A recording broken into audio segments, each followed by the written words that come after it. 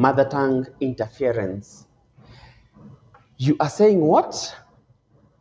In Kiswahili Kenya, we say, unasema nini? So some people just translate into English.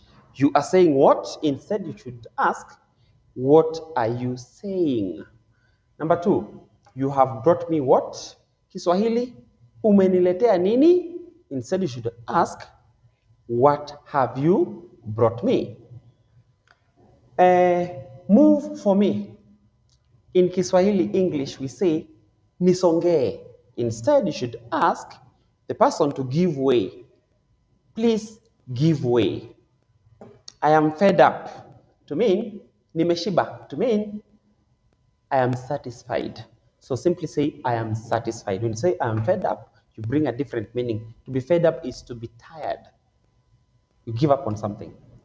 Number 5, help me a book. To mean, nisaidie kitabu in Kiswahili. Instead, we should say, lend me a book.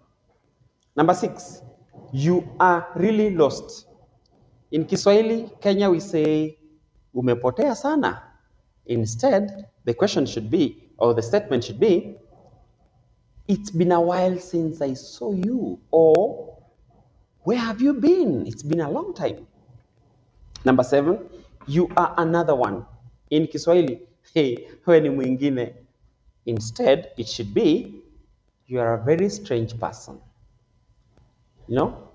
Or you cannot, maybe you cannot be trusted.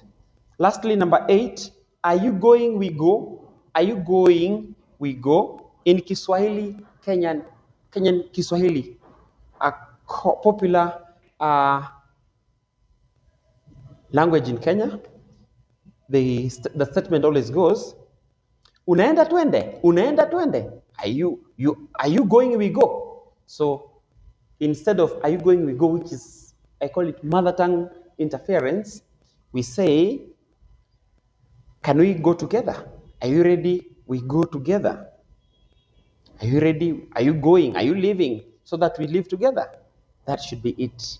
So as we strive to speak in English, in Kenya we subscribe to the British English. That's why I try to make it as British as possible.